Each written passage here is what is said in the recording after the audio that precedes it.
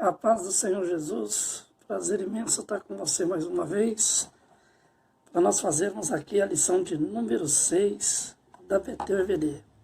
Seu amigo Jovel Serra, quero começar agradecendo aí pelas mais de 130 pessoas que já se inscreveram no canal. Se você ainda não se inscreveu, está aí uma grande oportunidade de você se inscrever. Assista esse vídeo, faça a sua avaliação, seu comentário, deixe seu like. E é importante aqui a sua participação. Nós estamos usando aqui, como costume, os slides produzidos pela EBD Panorama. Quero agradecer as pessoas envolvidas nesse trabalho, a todos que têm feito esses slides, projetado esses estudos, o resumo que é feito das lições e o desempenho do site. Agradecer também por ter colocado o meu vídeo lá para que as pessoas pudessem acessar e ajudar a transferir conhecimento da palavra de Deus. E nós vamos iniciar aqui então, usando a fé diante dos confrontos. A lição 6 da revista Betel, usada aí pela Madureira, pela Debrasa e tantas outras igrejas que usam essa revista, do terceiro trimestre de 2020. Existe uma dificuldade muito grande das revistas chegarem, que agora está melhorando um pouco devido à pandemia, mas você pode depois aqui na descrição do vídeo acessar o link e acessar cada slide que eu vou apresentar aqui agora. Então vamos lá. Lição de número 6, usando a fé diante dos confrontos.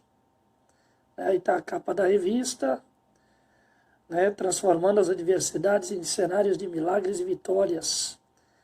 Lições de como heróis superaram os desafios em tempo de escassez, guerras e angústias.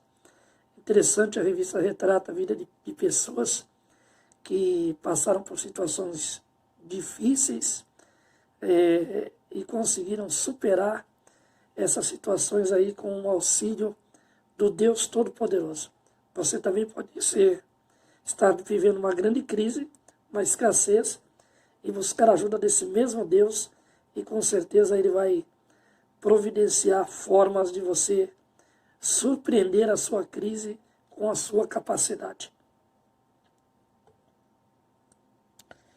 O texto de referência é 1 Reis, capítulo 18, os versículos 22, 24 e 39. Fala sobre Elias e os 400 profetas de Baal.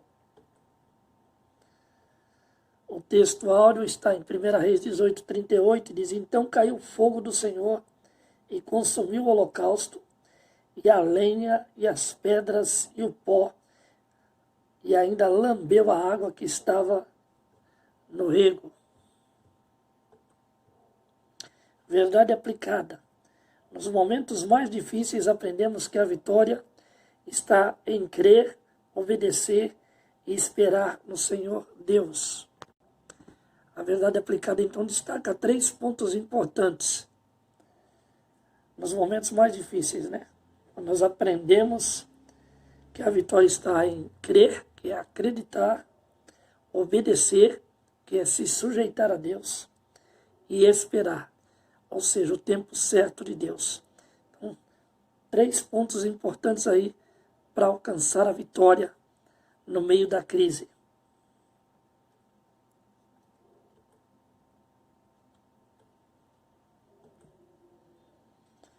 Tópicos da lição, como a gente costuma destacar, Nós temos 3 tópicos, cada tópico tem 3 subtópicos. E nós vamos trabalhar cada tópico e cada subtópico aqui dentro daquilo que Deus nos dê a capacidade de explicar e explanar as verdades bíblicas para a vida das pessoas. A introdução está escrita assim: diante das crises que assolam o mundo, muitos cristãos não têm conseguido superá-las de forma bíblica e inteligente. Nessa lição veremos que o profeta Elias encontrou força em Deus para triunfar sobre os problemas da vida. Nós temos nos colocado aí diante de muitas dificuldades e muitos problemas. E na maioria das vezes nós queremos resolver com os nossos próprios meios, né? Com os nossos braços, com a nossa inteligência, e não buscamos em Deus a solução, não buscamos em Deus as saídas. Algumas vezes nós conseguimos aí de forma própria vencer, mas essa vitória ela é momentânea, ela não é contínua. Quando Deus entra na situação e Deus dá a sabedoria para você vencer, essa vitória ela não é simplesmente no momento, ela vai acontecendo gradativamente na trajetória da sua vida, dentro do problema que você está enfrentando. Então a sua ação ela é limitada, mas a ação de Deus ela é ilimitada. Aí está a diferença para superar uma grande dificuldade quando ela se coloca diante de nós. Aí aqui tem o primeiro tópico, né? Vai falar sobre Elias, vai dar um gráfico de estudo muito bem elaborado pela EBD Panorama. Mais uma vez, parabéns aos envolvidos neste trabalho, que estão fazendo um grande trabalho, ajudando aí as igrejas evangélicas que trabalham aí com as revistas da Betel e da CPAD. Vai falar que Elias profetizou em um período árduo da história do povo de Israel, do ponto de vista religioso. E aqui tem um gráfico, né? Os reis, Saul, Davi e Salomão, né? Judá, os profetas Samuel e Natã, durante esse período. E aí aqui vai vir todo o período dos reis de Israel. E aqui os profetas que profetizaram em cada tempo de cada rei. E aqui você vai encontrar a divisão entre reino do norte, o reinado de cada um, o caráter do reino e os profetas envolvidos dentro desse caráter de cada reinado, para poder te dar aí uma visão melhor na hora de você projetar a lição para os alunos em classe.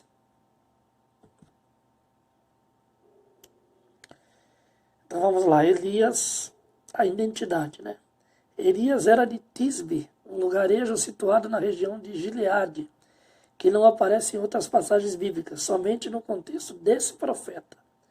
Ou seja, Deus escolheu um lugar único, tirou uma pessoa única desse lugar para fazer um grande projeto, para fazer um grande movimento, para fazer uma grande manifestação do seu poder. E aqui fica já a primeira lição para nós pensarmos, como cristãos, de que quando Deus escolhe alguém, não importa de onde ele é, não importa a capacidade que ele tem. Quando Deus quer trabalhar com alguém, quer trabalhar na vida de alguém, ele vai em lugares remotos, lugares onde as pessoas jamais imaginam, e tira de lá pessoas que ele vai usar de uma maneira surpreendente para ensinar muitas vidas o que é a vontade dele. Nós vemos isso acontecendo o tempo todo, em todos os lugares. Se nós olharmos aí, nós temos pastores hoje e obreiros, na verdade, que são levantados por Deus de lugares que eles jamais imaginaram que eles pudessem sair de lá para falar sequer uma verdade bíblica, uma verdade espiritual. E Deus mostra que quando Ele quer fazer, não há impossíveis para Ele. Então não importa o lugar que você está, não importa o lugar que você é, importa o Deus que você serve. Se você crê nele, Ele tem capacidade para te tirar da onde você está e te levar para outro lugar onde vai te dar, não é um destaque como pessoa, mas um destaque espiritual do poder dele na sua vida. Foi assim que ele fez com Elias. A ideia não era destacar a pessoa de Elias, mas era destacar o poder espiritual de Deus na vida de Elias. Então, quando nós temos o chamado, não somos nós que somos projetados em nosso nome, em nossa pessoa física, mas somos projetados nas verdades espirituais que Deus transmite através das nossas vidas.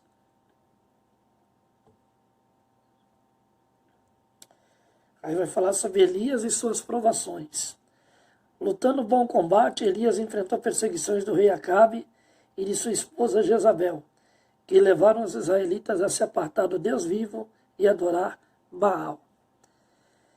Nós vamos pegar essa história aí, nós vamos ver que dentro dela acontecem coisas absurdas no reinado de Acabe. Quando ele vai comprar a vinha daquele servo que morava do lado do palácio, uma história bem conhecida. Não vou me atrelar a nomes nem lugares, mas você vê que quando alguém quer fazer algo que não é da vontade de Deus, quando alguém quer fazer algo de ruim, e ele tem poder para isso, ele executa isso. E nós vivemos hoje num mundo onde as pessoas que detêm o poder, elas o tempo todo projetam fazer mal àqueles que estão ao seu redor para favorecer a si mesmo. E depois dessa perseguição, eles vão perseguir todos aqueles que se interpõem a eles. Então, quando você não tem recursos e se interpõe contra quem é poderoso, aquele que é poderoso quer te destruir a todo custo. E nós vemos aqui o retrato desse fato, contando a história envolvendo a vida de Elias. Porque Elias vem de um lugar desconhecido até então. Vem de um lugar onde não tinha repercussão famosa. Foi tirado de um lugar qualquer e ele era considerado um qualquer. Então Deus pega este homem de um lugar qualquer, que não representa nada, e o transforma num grande profeta. E aí se levantam grandes crises contra ele. E uma delas é o próprio rei Acabe e a rainha Jezabel, que vão promover para tentar destruí-lo a todo custo. Mesmo sabendo que ele tinha pacto com Deus, mesmo sabendo que ele tinha uma ação do próprio Deus em sua vida, essas pessoas, por deterem o poder, queriam a todo custo destruí-lo. E nós vemos então que a influência do rei Acabe e a influência de Jezabel era tão grande sobre o povo que fazem com que eles, durante um período de tempo, deixem a adoração verdadeira e venham adorar aquele que não é verdadeiro, aquilo que não era verdadeiro, trocar Deus por Baal. E hoje nós vemos pessoas que têm poder fazendo a mesma coisa, transmitindo outros deuses. E aí, a palavra deuses aqui não precisa ser necessariamente presa à idolatria de estátuas ou qualquer outra coisa, mas pode ser em torno de pessoas. Nós vemos hoje no meio artístico grandes nomes que são venerados, que são adorados mais do que o próprio Deus. São os Baals da nossa geração, que estão espalhados aí nos palcos de música, nos estádios de futebol e em tantos outros lugares, que pessoas dão mais valor a estes homens e estas mulheres do que valor ao próprio Deus, colocando esses homens e essas mulheres num lugar de destaque, num lugar de adoração, acima do próprio Deus nas suas vidas. Então é a mesma coisa que acontece aqui, quando Jezabel e Acabe promovem Baal para o coração das pessoas. Então hoje tem muita gente promovendo aquilo que é errado, aquilo que desagrada a Deus. Vamos em frente. O método da chamada divina. Aí vai entrar o primeiro subtópico, do tópico 1. Com a morte do rei Salomão, Israel se dividiu em 2 reinos, norte e sul. Aqui é interessante essa divisão, porque essa divisão ela vai acontecer por causa da falta de sabedoria do filho de Salomão, Roboão. O que Salomão tinha de sabedoria faltou em Roboão. Porque quando acontece o problema, envolve o lado do poder e o lado da riqueza. Roboão queria fazer um reinado mais próspero do que o seu pai Salomão. Mas ele não sabia como fazer isso. O método certo era buscando a Deus. Isso é indiscutível. Só que ele busca conselho com os anciãos primeiro. Os anciãos dizem para ele, olha, teu pai herdou impostos pesados às costas do povo. Diminui esses impostos para que o povo entenda que você já tem um reinado rico e poderoso e não precisa mais obstruir aquilo que é do povo. E ele guarda aquele conselho. Só que ele também vai falar com os amigos dele, aqueles que têm a mesma idade, amigos que cresceram com ele na infância, que viram ali o poder do pai dele. E dizem para ele, quando ele diz o que pretende fazer, os amigos vão dizer para ele, não, de forma alguma. Se teu pai lutou, batalhou para conquistar tudo isso, você vai abrir mão assim, de mão beijada? Vai só administrar o que ele fez para dizer que é um grande rei? Não, você precisa criar um reino mais poderoso, mais rico e mais forte do que o dele. E você vai fazendo isso para dobrar os impostos. Se teu pai bateu com chicote, diga que tu vai bater com escorpiões. E foi o que Roboão acatou. Conselho dos seus amigos que cresceram com ele e desprezou o conselho dos anciões. E aí vai surgir Jeroboão na história e vai ser uma grande confusão. E aí vai se dividir em dois reinos, né? Reino do Norte e Reino do Sul. Reino do Norte formado por 10 tribos, Reino do Sul formado por 2 tribos, Judá e Benjamim. E aí se começa o grande problema de Israel, porque quando se divide as tribos, se divide junto a adoração. E quando divide a adoração, deixa de buscar a adoração única e verdadeira no Deus Todo-Poderoso. No século 9 a.C., o reino do norte, Israel, era governado pelo rei Acabe e a rainha Jezabel, que induziram o povo de Israel a um contexto turbulento de idolatria e paganismo. 1 Reis 16, 30 a 31. Vamos aqui dar uma olhada nesse texto de 1 Reis, capítulo 16. Os versos 30 e 31. Vamos ver o que diz lá. Diz o seguinte: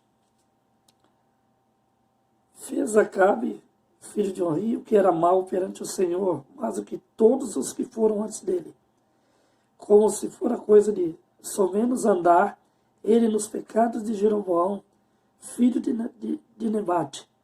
Tomou por mulher a Jezabel, filha de Etibal, rei dos Sidônios, e foi e serviu a Baal e o adorou. E aí no 32 ele vai dizer que levantou um altar a Baal na casa de Baal que ele ficara em Samaria.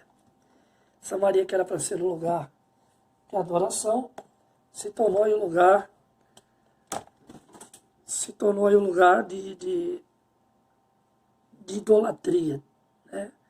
Roubaram a adoração verdadeira do próprio Deus. Acabe acaba sendo seduzido aí por sua mulher a fazer aquilo que era errado diante dos olhos do Senhor. E aí você vai ver que envolve um pouco de casamento, né? O casamento hoje, os cristãos devem buscar casamento dentro do próprio cristianismo. Aí não tenho nada contra as pessoas que não servem a Cristo, que não estão na igreja. Pelo contrário, nós amamos cada uma delas, eu amo cada uma delas, precisam de salvação em Cristo Jesus. Só que a Bíblia ela é bem clara, quando o próprio Salomão ensina, olha, se for beber água, bebe água da tua cisterna. O que é isso? Se relaciona com quem tem o mesmo pensamento que você. Quando você se relaciona com uma pessoa que não tem o mesmo pensamento, que não está envolvido no mesmo chamado, você vai criar para si um problema, uma dificuldade da qual você não espera. E aí vai acontecer duas coisas. Ou você vai abandonar sua fé para seguir a pessoa, ou você vai ficar um bom tempo da sua vida lutando para que a pessoa entenda a sua fé. Então, para que nenhuma dessas duas coisas aconteçam, é fazer o conselho de Salomão. Bebe água da tua própria cisterna.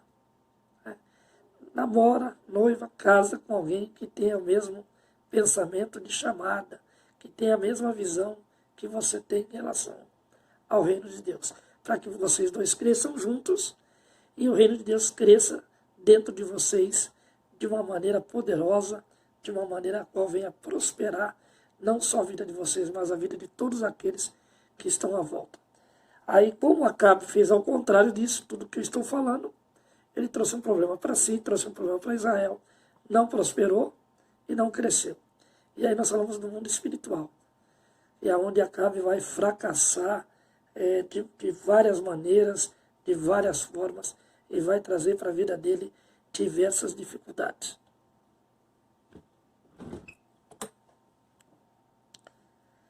Aí vem a institucionalização da idolatria. Acabe fez um poste ídolo, suas abominações irritou o Deus de Israel como nenhum outro rei de Israel, um dos períodos mais sombrios da história de Israel. Aquele texto que eu acabei de ler, de 1 Reis 16, 30, 31 e 32, vai dizer que ele foi o pior dos reis. Ele foi o pior. Ele é o que se dedicou mais à idolatria, mais ao mal, se dedicou mais àquilo que não prestava do que o próprio Deus.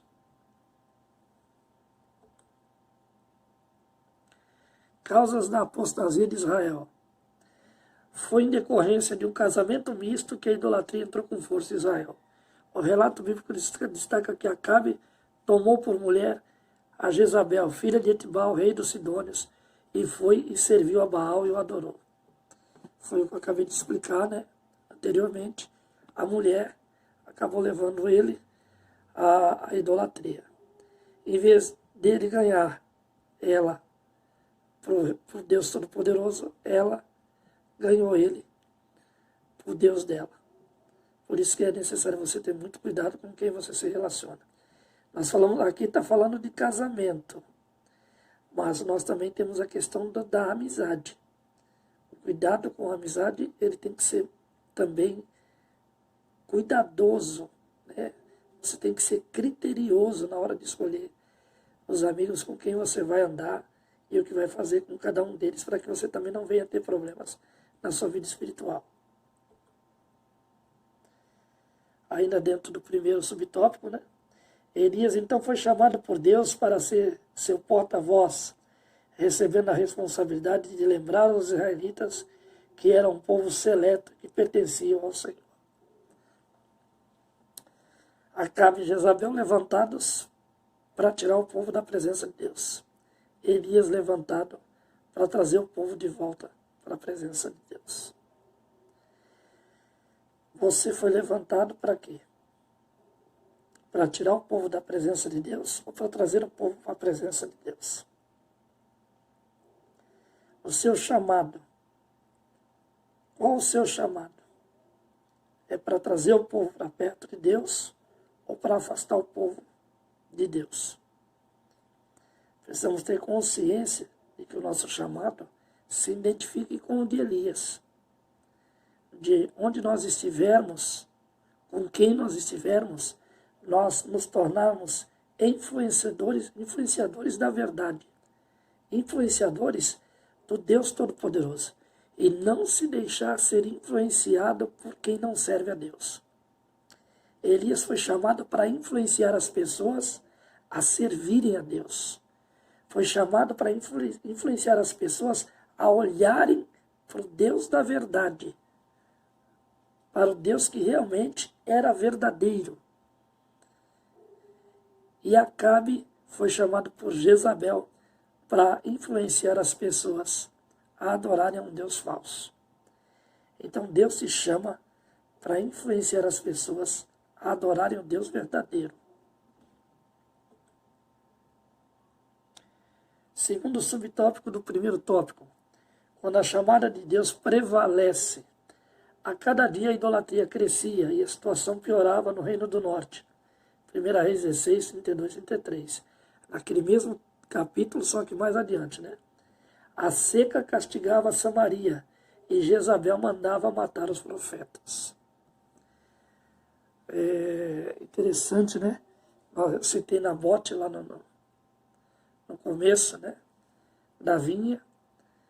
Mas a perseguição não era só em cima de quem tinha propriedades boas. A perseguição também era em cima daqueles que falavam a verdade. Quando os profetas pregavam a verdade, Jezabel mandava matar. Ou seja, se você ler aqui o que foi dito, né, o crescimento da idolatria piorava, você vê que hoje não é muito diferente. A idolatria ela continua crescendo. A idolatria continua tomando conta das pessoas. Né? O texto aqui diz, então Elias, o tisbita dos moradores de Gileade, disse a Acabe, vive o Senhor, Deus de Israel, perante cuja face estou, que nestes anos nem orvalho nem chuva haverá, senão segundo a minha palavra. 1 Reis 17:1, que é citado por Tiago, né? Tiago fala que Elias era um homem sujeito aos mesmos pecados e às mesmas falhas que nós temos nos nossos dias. Mas ele preferiu não se sujeitar aos pecados nem às falhas, mas se sujeitar à palavra de Deus. E aí quando ele fala sobre a minha palavra, segundo a minha palavra, que nós temos que ter a verdadeira interpretação. Quando Tiago fala que Elias orou e não choveu, e Elias orou e choveu, não é um comando de Elias para Deus, mas é um comando de Deus para Elias. Deus manda a mensagem ao coração do profeta para que o profeta transfira a verdade para o povo. E muita gente pensa que Elias é que estava no comando, mas não era Elias que estava no comando. Quando nós lemos Tiago, lemos esse texto, se não tivermos a verdadeira interpretação, vamos confundir as coisas. O homem não comanda Deus, é Deus quem comanda o homem. A questão aqui é de relacionamento. Elias tinha um relacionamento certo diante de Deus. Então Deus vai honrar a palavra de Elias. A palavra que ele disse para Elias falar vai ser honrada porque há um comum acordo entre Deus e o profeta. Não o profeta comandando Deus. Não o profeta dizendo para Deus o que é e o que não é. Não o profeta determinando chove, não chove. Mas o profeta fazendo a vontade de Deus. Segundo a minha palavra, se referindo à palavra que estava dentro dele. Não a palavra que ele falava, mas aquela que ele vivia. Porque hoje não adianta você falar sem viver essa palavra. Quando você fala, antes de falar, você precisa estar vivendo essa palavra.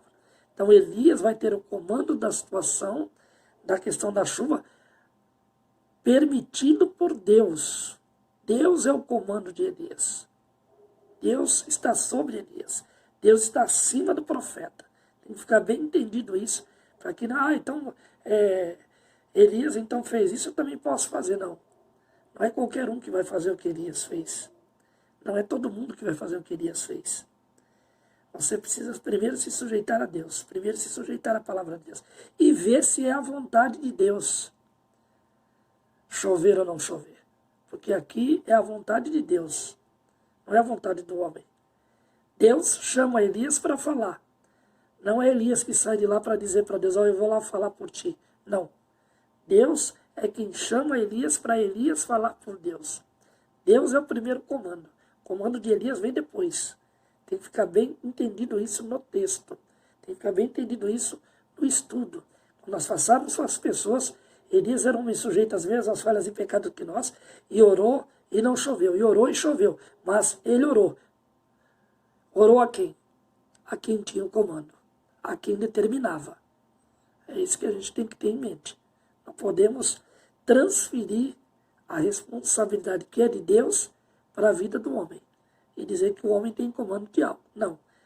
O centro é Deus. O homem não é o centro. O homem depende de Deus. Deus não depende do homem.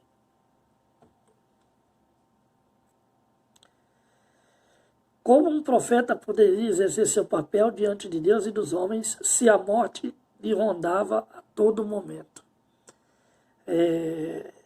Nós vemos isso acontecer hoje, o que aconteceu com Elias, em alguns países, né, como a China, como alguns países da África, perseguidos aí pelos muçulmanos, no Oriente Médio, na Ásia, na Coreia do Norte. As pessoas pregam a palavra, mas elas vivem com a sombra da morte sobre elas. Na China, os cristãos se reúnem em cavernas. E para você pregar o evangelho na China, você tem que ter muito cuidado para quem você vai pregar. Lá você não pode sair pregando o evangelho. Você tem que primeiro conhecer a pessoa, saber no que ela está envolvida, com quem ela está envolvida, com quem ela anda, onde ela trabalha, qual é a índole dessa pessoa, qual o pensamento dessa pessoa em relação à filosofia religiosa que ela tem.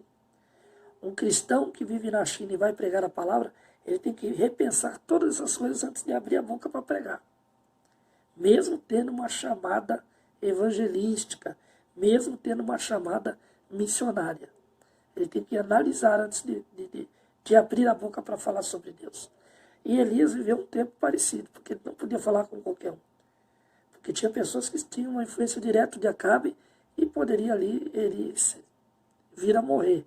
Claro que a mão de Deus estava sobre ele, protegendo, livrando, guardando, porque Deus tinha uma obra a realizar através dele. Então é diferente dos dias de hoje. Deus também livra, Deus também guarda, Deus também direciona, para que não venha, de repente você venha morrer aí de uma forma trágica. E nós vemos que Deus permite acontecer, porque nos países baixos do mundo hoje, muitas pessoas estão morrendo por essa perseguição. Terceiro subtópico do tópico 1, né? Vamos lá. Após profetizar que nem orvalho nem chuva viria sobre Israel, segundo as suas palavras, para fugir dos ataques do rei Acabe, Elias era forçado a uma imigração solitária. Ou seja, Acabe queria que Elias retirasse essa palavra de cima de Israel. Não, ele tem que mudar a palavra dele. Se ele que comanda, ele tem que mudar. E o que Elias fazia? Elias fugia para determinados lugares, sozinho, para poder evitar essa construção do medo, essa construção da morte sobre a vida dele. É claro que mais para frente Elias vai orar e vai mudar a história. Elias se estabelece junto ao ribeiro de Querite e milagrosamente foi alimentado por corvos. 1 Reis 17, 3, 4. Você vê que ele foge para um determinado lugar, mas Deus não o abandona. Deus envia lá corvos com pão, com carne para sustentar o profeta, não deixar o profeta morrer de fome. Então as pessoas que estão pregando o evangelho hoje, que estão levando a palavra de Deus, Deus é fiel para não abandonar, Deus é fiel para não deixar faltar nada, Deus é fiel para guardar, Deus é fiel para estar lá perto de cada pessoa, perto de você, perto de mim, em todas as áreas da nossa vida. Quando vem acontecer algo que foge ao nosso entendimento, é a permissão de Deus. A permissão de Deus, ela é aberta em portas que muitas vezes nós não entendemos, porque está dentro do mundo espiritual. E o mundo espiritual, para ele ser entendido, ele tem que ser discernido espiritualmente. Eu não posso discernir fisicamente, não posso discernir materialmente, simplesmente com argumentos e perguntas que desassociem a palavra de Deus ou que coloquem as pessoas contra Deus. Então é outra coisa que nós, como cristão, temos que pensar, repensar e fazer aquilo que é correto diante dos olhos de Deus. Vamos em frente. Então, o primeiro tópico, eu ensinei que Elias foi chamado por Deus especialmente para tirar o povo da idolatria que os dominava. Chamado especial de Elias. O chamado especial que Deus tem para a tua vida. Deus te chamou para pregar o Evangelho. Deus te chamou para falar de Jesus Cristo. Deus te chamou para mostrar para as pessoas como elas estão vivendo sem Deus e como vai ser a vida delas se elas passarem a viver ao lado de Deus. Porque nós também não somos chamados para julgamento. Elias não foi chamado para julgamento. O julgamento que Deus proporciona através de Elias não é no chamado da pregação, mas é no chamado da consequência do resultado da pregação. Ou seja, nós hoje somos chamados para pregar o Evangelho. A consequência, o resultado da nossa pregação, que vai ser o juízo estabelecido por Deus, não é através de nós. Nós pregamos o Evangelho, Nós mostramos as verdades espirituais. Nós promovemos a salvação através da vida e da pessoa de Jesus Cristo. O julgamento, o resultado disso, é Deus que vai proporcionar. Então, aqui dessa mesma forma, Elias é chamado, mas o juízo não é atribuído a Elias. O juízo é atribuído à consequência do povo não querer Deus, e aí Deus entra com o juízo dele. É a mesma coisa nos nossos dias, é Deus que vai entrar com o juízo. Vamos para o nosso segundo tópico, que diz: Deus contava com Elias. Elias foi um homem que obedeceu a Deus em diversas situações. Para exemplificar, podemos ver as seguintes ordens sendo obedecidas. Primeiro, Deus manda para o ribeiro de Querite, 1 Reis 17:3. Segundo, manda ele para Serepta, 1 Reis 17:9. Depois manda ele para Samaria, 1 Reis 18:1. Depois manda ele para o Monte Horebe, 1 Reis 19:8. Depois manda ele para Betel, 2 Reis 2:2. Depois manda ele para Jericó, 2 Reis 2:4. Depois manda ele para o Jordão, 2 Reis 2:6. Ou seja, nós vamos ver aqui 7 passos que Deus deu na vida de Elias. Guardou aí? 7 passos que Deus deu na vida de Elias. Foi o que eu disse lá atrás, quando eu disse que o profeta, ele está sujeito ao Criador. O profeta está sujeito a quem o chama. Então, tudo o que ele vai falar é permissão de quem o chamou. Tudo o que ele vai fazer acontecer é com as mãos e com o poder daquele que o chamou. Ele vai entrar em obediência, que é um fato também que nós temos que entender. Ela falou servir, obedecer e esperar.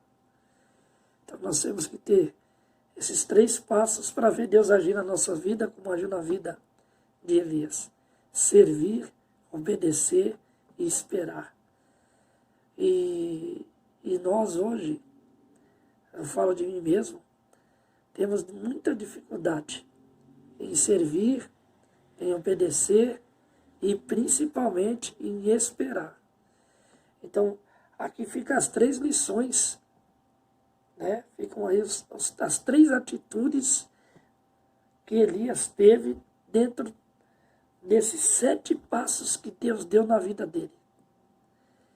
E nós vemos que a história do profeta Elias é uma história de obediência, é uma história de poder, é uma história de milagre, é uma história sobrenatural, mas tudo isso proporcionado porque ele obedeceu a Deus. E tem muita gente hoje querendo fazer milagre acontecer sem obedecer a Deus, querendo que Deus seja obediente à sua palavra. E no caso é nós que devemos obedecer a palavra de Deus.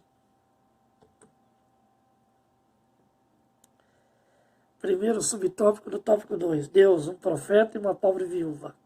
Por que o Senhor escolheu uma pobre viúva estrangeira para auxiliar o profeta Elias? A razão da escolha de Deus é bem simples. Primeiro, Israel estava mergulhado na idolatria.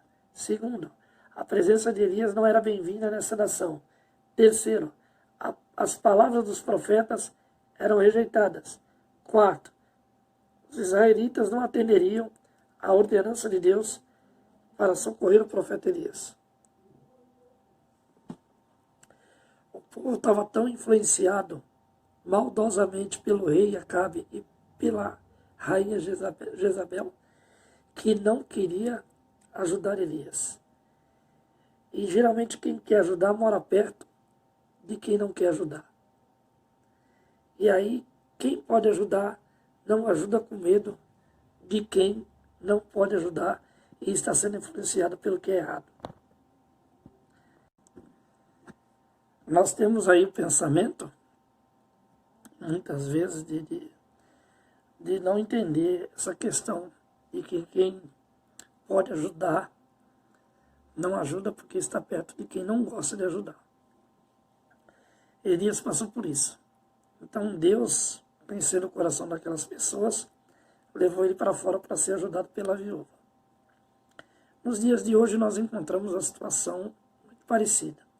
Tem muita gente que tem condições de ajudar e muitas vezes não ajuda porque é influenciado por quem não quer e não gosta de ajudar. E se deixa ser influenciado. E foi assim que aconteceu lá, em Israel, e é assim que tem acontecido nos nossos dias. Pessoas que podem de alguma forma nos ajudar, podem de alguma forma trazer auxílio para nós, e muitas vezes não traz, porque se deixam ser influenciados por aqueles que detêm o poder e colocam no coração deles que eles não devem ajudar sob hipótese alguma. Eu particularmente me considero uma pessoa privilegiada em algumas coisas e de ter muitos amigos que me ajudaram em situação difícil e continuam ajudando até hoje. E também conheço muitas pessoas que poderiam ter me ajudado e não ajudaram porque foram influenciados por pessoas maldosas. Então essa situação que eu passei, você também provavelmente já passou, outras pessoas já passaram. Mas a questão é de quem está depositada a nossa confiança e em quem está depositada a nossa obediência. Elias depositou a confiança e a obediência dele em Deus, e Deus deu a ele as pessoas certas para ajudá-lo e os recursos que ele não tinha para chegar aonde chegou. Então, quando nós confiamos em Deus, Ele vai nos tirar muitas vezes do círculo de amigos que nós estamos, para nos colocar num novo círculo que nós não imaginávamos que estaríamos ali para sermos ajudados. Porque Deus está no controle da nossa vida, está no controle de toda a situação. Segundo subtópico do tópico 2, na crise a viúva de Serepta foi bênção para Elias. Elias chegou à casa de uma mulher que estava se preparando para a morte. Ela vivia com um filho e tinha apenas o suficiente para os dois. Depois disso iriam morrer. E aqui nós vamos ver aquela lição da multiplicação das vasilhas. Ela não tinha nada. Mas quando o profeta se apresenta e se coloca na posição, ela vai ajudar o profeta. Cai dentro daquele versículo de Mateus, capítulo 6, verso 33. Buscai primeiro o reino de Deus, e depois todas as outras coisas vos serão acrescentadas. Ela buscou primeiro o reino de Deus, fazendo a vontade do profeta. E abençoou o profeta. E aí, depois, o que ela pensou que jamais teria, foi multiplicado, e ela chegou aí a um nível que ela jamais imaginaria que chegaria. Se nós não dermos ouvido aos influenciadores errados e fizermos da nossa vida uma influência divina, deixarmos Deus falar em nossos corações, com certeza nós vamos alcançar patamares em nossa vida, andares, dos quais nós jamais imaginamos, dos quais nós jamais conseguimos ver com os nossos próprios olhos. Porque Deus trabalha com um futuro brilhante, no sentido de que Ele quer que você prospere dentro da palavra dEle, que você prospere dentro do reino dEle. Muitas vezes essa prosperidade não é a prosperidade material em si, como foi o caso dessa mulher, mas a prosperidade espiritual, aquela que você não vê, mas que está acontecendo na sua vida e na vida das pessoas. E apesar de nós não vermos, nós temos que ter sensibilidade de entender, de colher e passar por isso. Então Elias passou por isso. E a viúva também passou por essa situação. Situação de confronto, de saber quem está no comando. A quem eu vou obedecer? Ao meu coração ou a Deus? A viúva escolheu obedecer a Deus. Então nós, como cristãos, temos que entender isso. Nosso coração tem que estar debaixo da base da palavra de Deus, debaixo da base divina. Se nós queremos ouvir o nosso coração. Porque aí nós estaremos ouvindo a Deus com consequência. Mas se nós temos o comando do nosso coração, o comando da nossa vida, e nós demos ouvir ao nosso coração, os resultados não serão favoráveis, os resultados não serão aqueles que nós poderíamos ter para crescermos em nossas vidas. Então é necessário fazer que nem essa viúva. Ela não ouviu a voz do coração dela. Ela ouviu a voz do coração do profeta, que estava cheio do coração de Deus.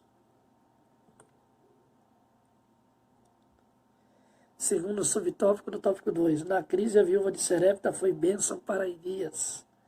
Mesmo sendo viúva e passando necessidade, ela não hesitou em socorrer o profeta de Deus.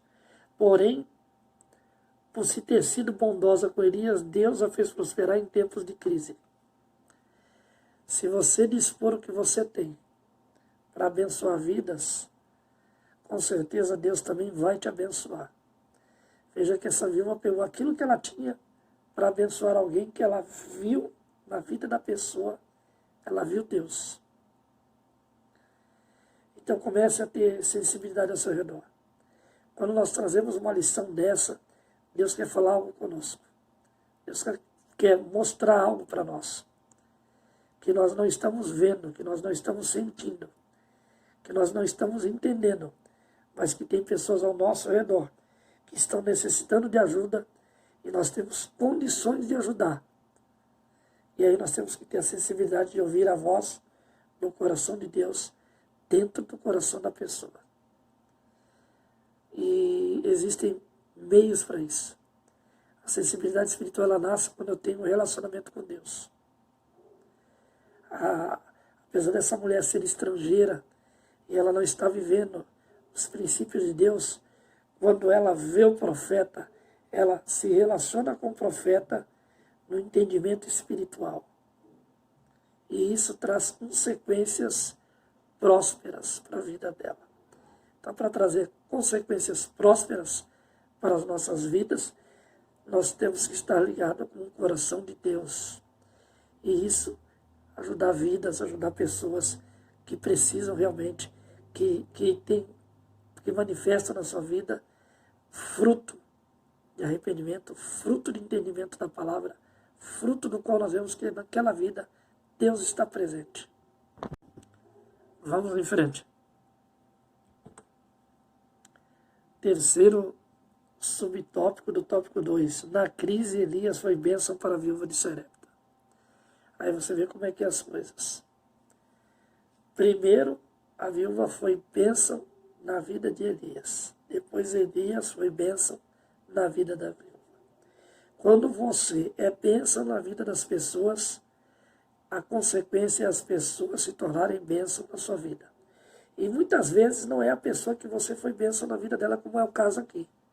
Porque existem vários casos dentro da palavra. E existem vários casos à nossa volta que Deus trabalha e age da forma que Ele quer. Então, muitas vezes você vai ser bênção na vida de uma pessoa e outra pessoa vai ser bênção na sua vida. Ou vai acontecer o que aconteceu aqui. Você vai ser bênção na vida da pessoa e a pessoa vai ser bênção na sua vida. Então, a sensibilidade de estar afeiçoada à palavra de Deus, afeiçoada ao próprio Deus, ao plano divino, faz com que nós tenhamos sensibilidade daqueles que realmente vão servir a Deus. E quando nós os ajudamos, eles também são usados por Deus para nos ajudar. Assim como aconteceu nesse câmbio entre a viúva e Elias. Nos momentos de crise social, como a que temos vivido no mundo contemporâneo, os cristãos não devem entrar em pânico. Para quem é fiel, tenha certeza de que a bênção de Deus irá chegar. Não duvide. Fidelidade a Deus. Nós precisamos entender o que é ser fiel a Deus. Quando nós nos colocamos na posição da fidelidade a Deus, as bênçãos espirituais de Deus vêm sobre a nossa vida. A viúva foi fiel ao profeta. O profeta representava a emissão do próprio Deus. Às vezes nós também temos aqui, nós tirar um pouco o olhar humano de Elias e colocar o olhar divino. Ele representava Deus na terra, na condição do seu chamado, na condição de trazer a verdade, na condição de fazer as pessoas entenderem o verdadeiro Deus. Então nós também temos que ter esse pensamento. Vamos em frente. Então o segundo tópico termina aqui. E ensinei que na caminhada cristã, se você quer ser abençoado, então primeiramente abençoe alguém.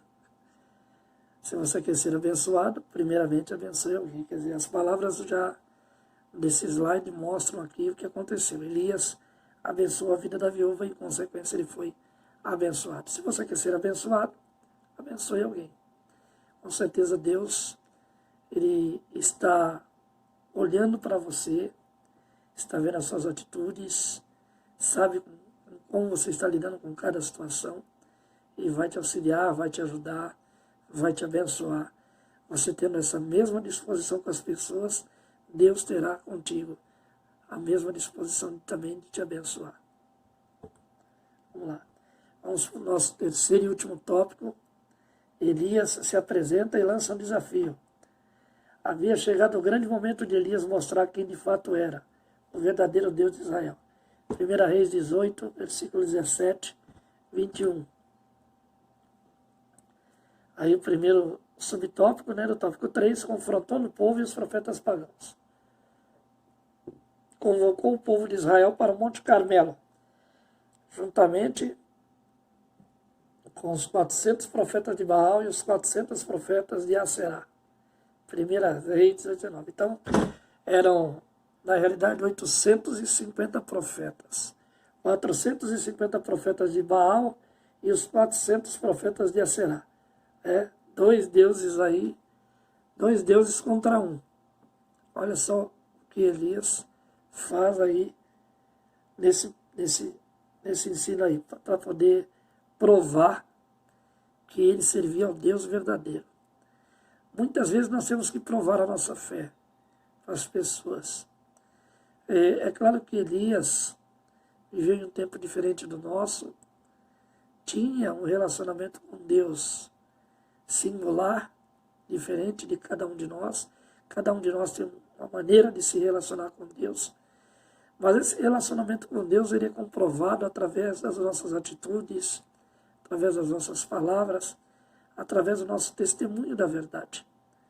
E muitas vezes o fogo do céu que nós temos que fazer descer, como Elias fez descer, não é propriamente o fogo físico como ele fez descer ali, mas é mostrando para as pessoas que aquilo que Deus atribui às nossas vidas é verdadeiro, que vale a pena ser fiel, que vale a pena às vezes numa coisa tão simples ser fiel. O que é tão simples? Às vezes a moça da padaria te dá o troco errado no caixa e você vai lá e devolve aquilo que não é seu. O fogo desceu ali porque você mostrou o caráter do verdadeiro Deus que está sobre a tua vida.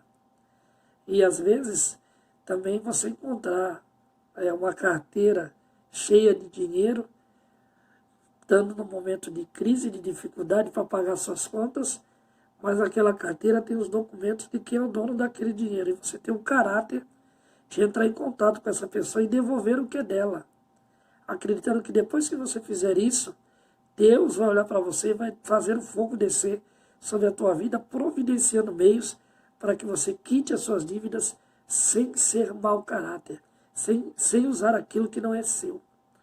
Então Elias, quando faz o fogo descer, é a comprovação do caráter e do relacionamento dele com Deus. E não simplesmente uma demonstração de quem era o Deus mais poderoso. Ainda que o teor da história conte isso, mas a intenção era mostrar que ele estava do lado do Deus verdadeiro. De que lado você está?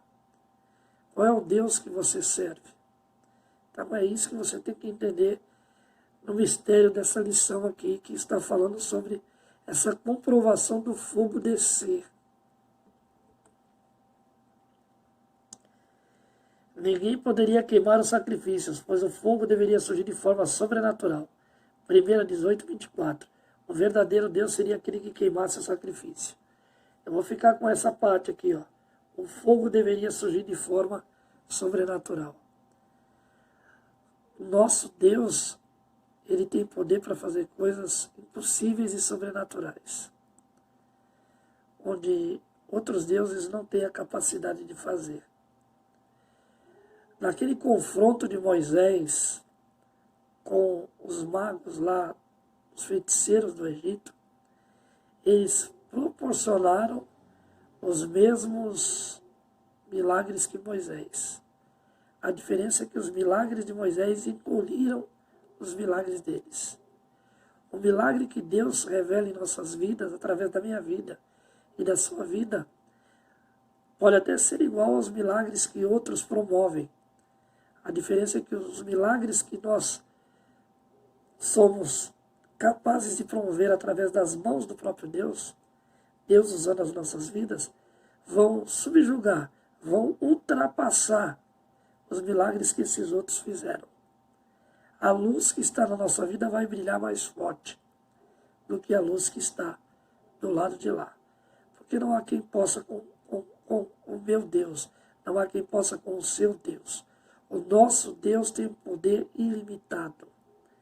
Então, por mais que aqueles que fazem milagres tentem imitar a Deus, não chegarão jamais ao nível do milagre sobrenatural que Deus é capaz de proporcionar. E aí está também a diferença entre Elias e os profetas de Baal e de Assar. E assim, munido de fé e de confiança, Elias venceu o confronto. Deus foi fiel para com seu servo e lhe honrou perante todos. Quando você é fiel a Deus, quando você se dedica a Deus, Ele também é fiel a você, Ele também te honra. Assim como você tem honrado a Deus, Ele também vai te honrar, não tenha dúvida quanto a isso.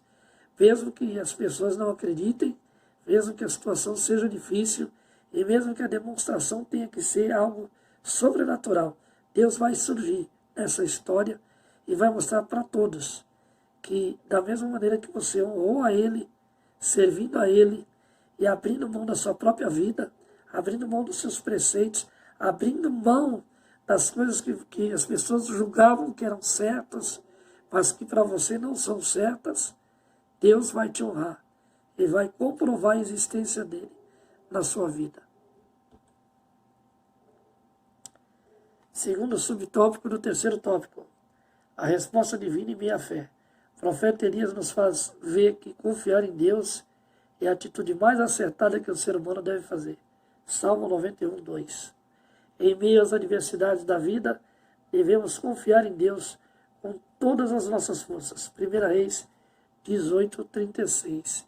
Eu quero ler com você esse salmo, né? O salmo que é tão conhecido, o salmo que é o salmo de cabeceira aí, né? De muita gente. Somente o versículo 2 aí, ó. Diz ao Senhor, meu refúgio e meu baluarte, Deus meu em quem confio. Quando você serve a Deus, quando você tem uma vida colocada diante de Deus, você fala com segurança. Você fala, não, Deus é o meu baluarte, é aquele que me protege, é aquele que se coloca na minha frente contra qualquer coisa que vier contra mim. Ele é o meu refúgio, Ele é quem me protege, Ele é quem me livra de todo mal. A confiança de Elias estava pautada nesse Deus. Nós temos que pautar a nossa confiança, colocar, firmar a nossa confiança em Deus, para que esse Salmo 91, não só o versículo 2, mas ele todo, como as pessoas usam em cabeceira, faça realmente parte de nossas vidas e tenha um impacto espiritual sobre a nossa casa. Se nós não confiamos em Deus, nós não servimos a Deus como realmente a palavra pede, nós não temos essa proteção, nós não temos esse chamado confiante e nós não teremos os resultados e as consequências do que a palavra sugere que aconteça em nossas vidas. Então é necessário confiar em Deus, é necessário ter obediência dentro dessa confiança para que as coisas aconteçam de acordo com como Ele quer nas nossas vidas. Após a oração do profeta Elias, caiu fogo do céu e o Senhor consumiu completamente o holocausto, a lenha, a pedra e o pó, e ainda lambeu toda a água que estava no rio. 1 Reis 18, 38. Consumiu completamente o holocausto. a lenha, a pedra e o pó e a água. Perceba que esse versículo está falando de algo sobrenatural envolvendo coisas naturais. Envolvendo aqui o holocausto, que foi o sacrifício colocado, aquilo que você dedica a Deus, aquilo que é dedicado a Deus. A lenha, que é o que move, o que queima, o que é dedicado. A pedra, que é o lugar onde está sustentado as duas coisas. E o pó, que é o que sobra de tudo que depois que é consumido, e a água ainda que Elias colocou em volta. Cada elemento tem uma representação bíblica. Eu não vou assim ocupar o tempo explicando cada uma destas coisas por causa do tempo do vídeo. Mas se você fizer uma pesquisa no holocausto, na lenha, na pedra, no pó e na água, Deus vai te dar algumas lições preciosas aí para você acrescentar a sua lição. É um desafio que eu vou deixar para você. Não vou falar, vou deixar você pesquisar para que você fale sobre o assunto. O altar tem um significado,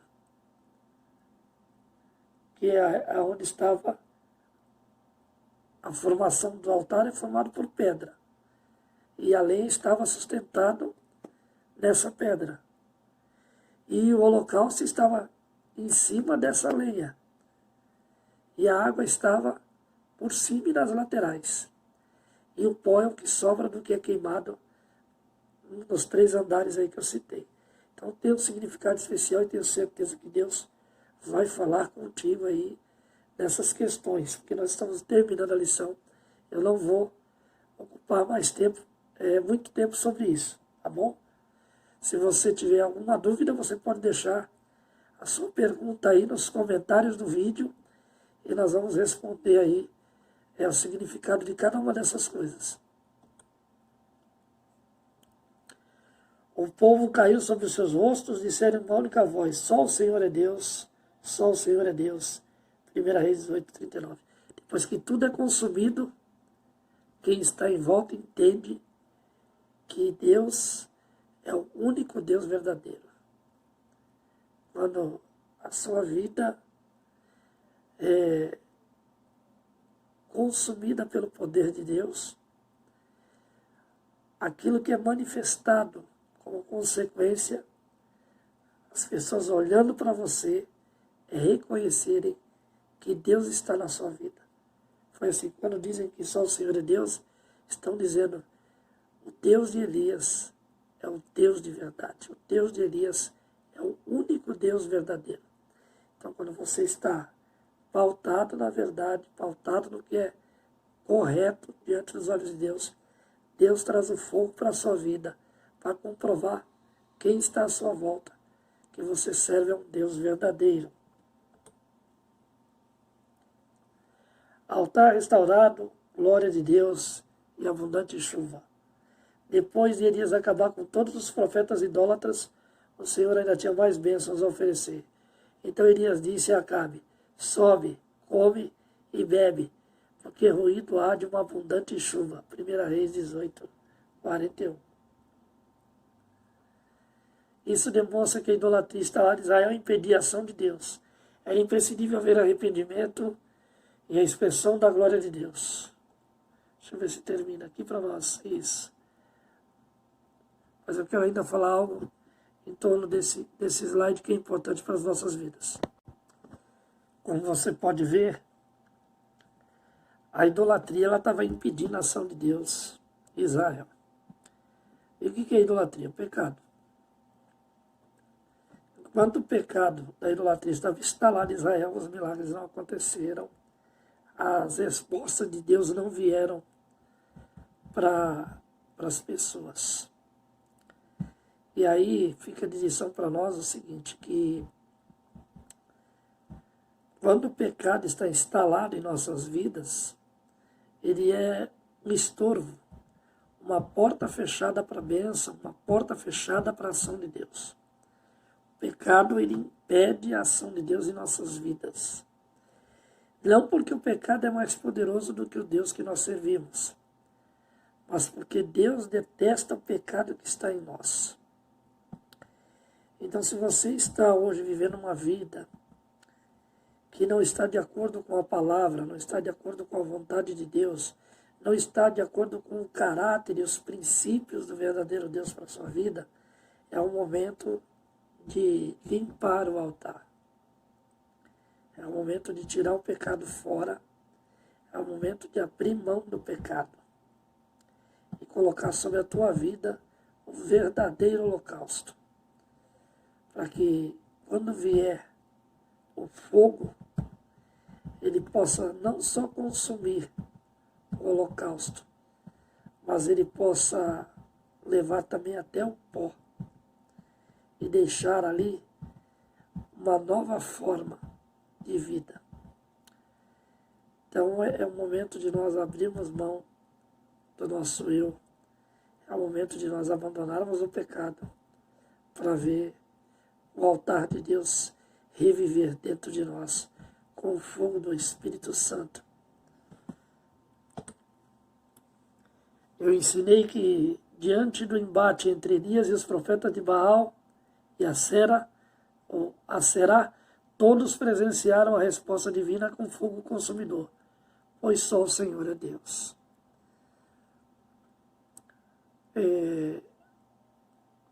Você precisa aí gerar na sua vida as marcas de Deus. Tá? Nós vamos terminar aqui, vai vir a conclusão. Eu quero terminar, né, com a conclusão, né, dizendo, antes de ler a conclusão, dizer para você que você precisa gerar as marcas de Deus na sua vida. Quando você gera as marcas de Deus na sua vida, você é obediente à palavra, é obediente a Deus, você tem provas do próprio Deus que Ele quer se relacionar com você. Ele abre portas onde não tem portas. Ele cura aquilo que todo mundo diz que não tem jeito. Ele cura aquilo que você já buscou recurso de todas as formas para resolver e não conseguiu. Quando você limpa o pecado diante de você, e você se coloca diante de Deus com a sua vida limpa, aquilo que não está acontecendo na sua vida, que está sendo impossibilitado pelo pecado, passa a acontecer pelas mãos de Deus. Então abra a mão do eu, se isente, saia do pecado e deixe a mão de Deus te conduzir.